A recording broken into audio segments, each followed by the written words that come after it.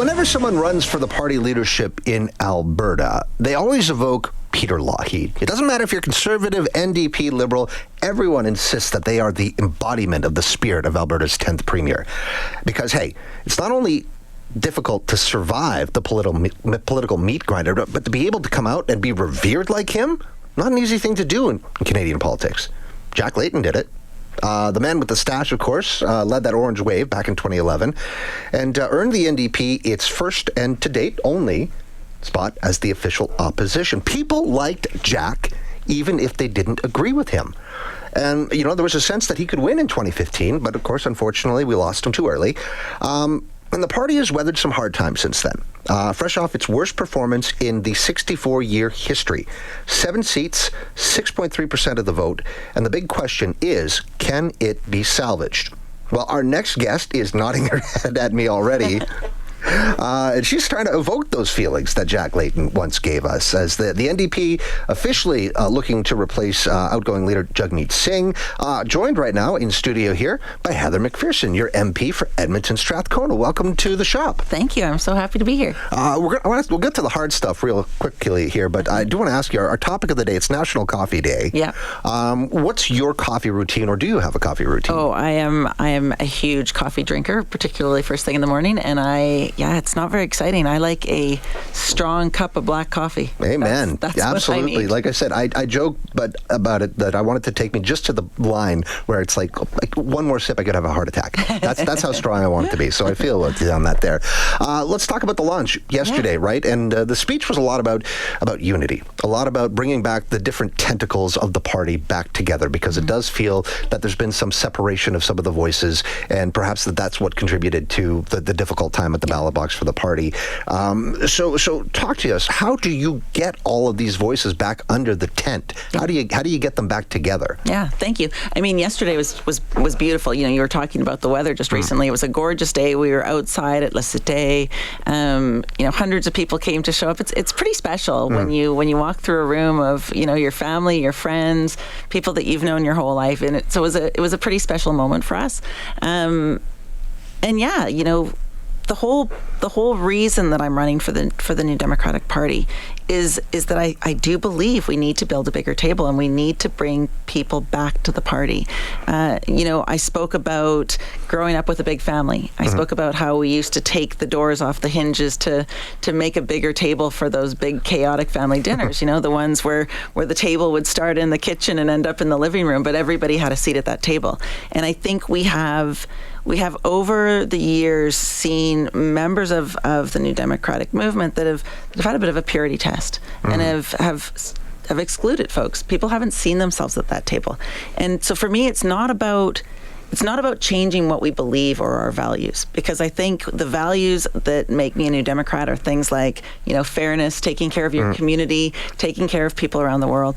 Those are values I think most Canadians have.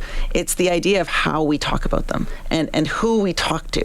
And we've got to start talking to people where they're at. You know, we have to start talking to people about the issues that matter to them right now. You know, affordability, jobs, like I have two young kids, a 17-year-old and a 20-year-old. They are worried about how they are going to get a job because young people in this province are struggling to find work. So that's the stuff we have to be talking to Canadians about. It doesn't mean we're changing our values. It means that what we're doing is we're telling people that we understand what they're going through and that we see them and we are going to help make that better. Yeah, well, that's long been, I think, the NDP brand, is being able to connect with those hardworking blue-collar Canadians, right? The NDP was always associated as being the party of the worker, but you take a look at the polls from this past election, and obviously some of those people migrated towards the Liberals. The Conservatives picked up a big swath of working class voters. You take a look at what Pierre Poilievre is focused on with the temporary foreign worker things, talking about bringing jobs back here, talking today about getting rid of tax on groceries. How do you regain the trust of those hardworking Canadians that you guys have lost to the other two parties? Yeah, and don't get me wrong, it drives me crazy because I know the Conservatives have done nothing for working class Canadians. if you ever go to a picket line and you want to see someone standing with folks that are on a line, they're New Democrats. If you want a party that's actually fighting for things like, taking away the legislation that forces workers back to work, or making sure there's anti-scab legislation in place, those are New Democrat policies.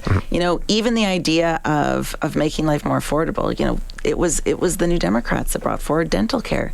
Just yesterday, I met this lady that had come to my launch. She had $4,500 worth of dental care that was needed to be done on her teeth that she couldn't get done, and she got it done because there was a dental care program protecting her. Like, that changes that woman's life. And these things are what, it doesn't matter if you're a worker in Windsor or if you're a worker in Fort Mac. Having access to dental care programs, having access to programs that make life more affordable is really important. In the last Parliament, it was the New Democrats that were talking about how we had to make sure that these grocery giants weren't taking these massive profits. Well, people couldn't afford to buy groceries. Right now they are making record profits. The Liberals wrote like a nice letter asking them to please stop gouging people, but we actually have tools. Other countries use the tools of government to make sure that the grocery stores are actually not gouging consumers, and that Canadians can afford to buy the food that they need to buy to put on their table. We should absolutely take the GST off groceries. Absolutely. And we should be able to make that money back by ensuring that there's an excess profit tax on those grocery giants that are making billions of dollars on the backs of Canadian families. Now, we talk about affordability for the average Canadian. Let's talk about affordability perhaps at the federal level, right? Because these programs cost money, right? And certainly we're already going through a difficult time from a budget perspective. We're expecting perhaps something of an austerity budget from Mark Carney when he delivers his first document. The NDP have long been positioned as the spend party. And the concern, I think, for a lot of folks when they look at the NDP is say, well, this is just going to be more red ink and we're going to have a budget nightmare. What do you respond to people who have that perspective about the NDP? So a couple things. First of all, I think, when you look at the fact that we are government in British Columbia and Manitoba, and we have been government, of course, in Alberta, and certainly have been our strong oppositions across the country, NDP governments are fiscally responsible. So the Conservatives can try to frame that. But I look at some of the Conservative budgets that have come forward. The only reason Stephen Harper ever got a balanced budget was because he sold off all those assets that Canadians depend upon. He took away services. And that's like, when you talk about an austerity budget just means cuts to Canadian services. Like, that's what that means. And listen, Mark Carney didn't run on cutting services to Canadians. He ran on policies just to support Canadians at this moment in time when we're facing a recession, where we know that Canadians are struggling. The federal government has a role to step up. He didn't run on a 5% defense spend. I support that we need to spend more on defense, but 5% is 3 times more than we spend on healthcare. And if I'm talking to people in Edmonton, Strathcona, and across Canada, I'll tell you they're much more concerned about the fact that they can't get a family doctor, or their mother-in-law can't get a hip replacement surgery, than they are about spending 3 times the amount on defense. Yeah. One thing that we got to talk about, because we're in Alberta, right, is this notion of the major projects, the projects of national interest, right? And there was no pipeline that made the first cut when Mark Carney revealed his list earlier this month. But the expectation is that a pipeline to the West Coast still very much in play. I know Danielle Smith has that atop her wish list. And the legislation as it stands right now would allow the government to kind of make that a reality in a lot easier way than they used to. What's your thought in terms of the potential of a pipeline being pushed through by the federal government? I mean, listen, I don't think that there's a proponent for that right now at all. What I see is we need all sorts of big nation-building projects done. I mean, I would love to see Canadian workers using Canadian materials to build big projects across this country. And there's a lot of things that we could be building right now. I mean, I think of a east-west electrical grid that would give us some energy sovereignty from the United States. I think that's a great idea and a great a great nation-building project. I think about high-speed rail that we could be putting in place. There's a lot of great projects that we could be investing in. I cannot get behind the federal government spending taxpayer dollars on a pipeline, and until there's a proponent for that, I don't see how that goes forward. But if there was a proponent? You know what?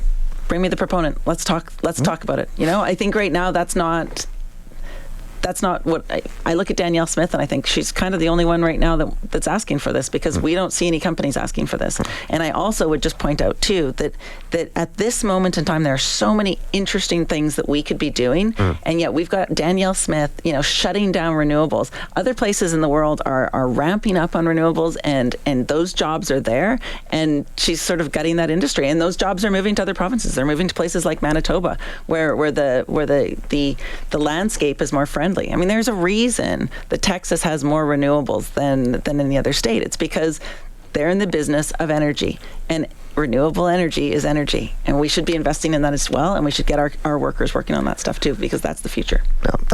Mark Carney recognized the Palestinian state officially here recently, something you'd called for many, many months leading up to this. So a couple questions on this here. The first one is, in your estimation, is this enough, or does more need to be done by the federal government on this file? Oh, it's far from enough. Far from enough. First of all, Mr. Carney is doing that because he is being pushed there by the rest of the world, and frankly by so many Canadians who have been calling for years for the Liberal government to do more. But listen, the Liberal government is still sending weapons to Israel to be used against innocent civilians in Gaza. We are facing a genocide where Gazans are starving to death. Nothing is being done to ensure that the hostages are returned, those that are still alive, and the remains of those who have tragically lost their lives.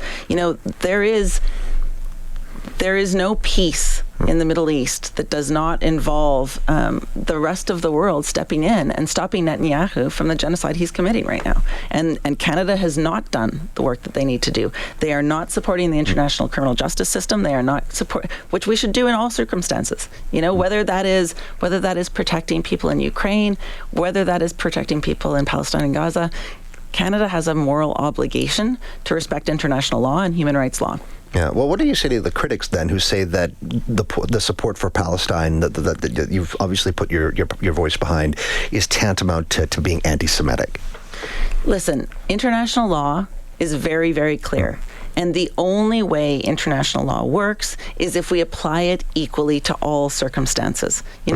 And that is the foreign affairs critic for the New Democratic Party. That is what I've always tried to do. I've been very clear-eyed on how we apply the principles of international law, and I think there's a real risk when we don't apply it equally, because the rest of the world watches. The rest of the world sees when Canada does not have a morally defensible position. And at this moment, even Lloyd Axworthy, who was a Liberal foreign minister, has said that the New Democratic Party has the only morally defensible position. All right. Last question before we wrap up here. Est-ce que vous êtes capable de vous débrouiller en français? Mon français, ce n'est pas parfait, mais c'est très important pour moi. Et pour moi, par exemple, je parle français chaque matin avec ma famille. Ma fille, elle apprend français à l'école parce que c'est important pour le pays et c'est important pour les gens du Québec et c'est important pour moi. I'll tell you what, you were further ahead than Mark Carney was when he got into this game in terms of his French skills. So not bad. I'll give you a B+ for that. Pretty good stuff. Heather, I appreciate you coming in. Obviously, I know lots of work ahead for you. I think it was important for the folks out there in Ched Nation to hear your thoughts on what needs to be done to revive the NDP and how to breathe new life into this party. So appreciate you coming in. Yeah, thanks so much for having me. This was a really interesting conversation. There you go. That's Heather McPherson, your MP for Edmonton Strathcona, and potentially the new leader of the NDP, one of a couple candidates that has thrown their hat in the ring.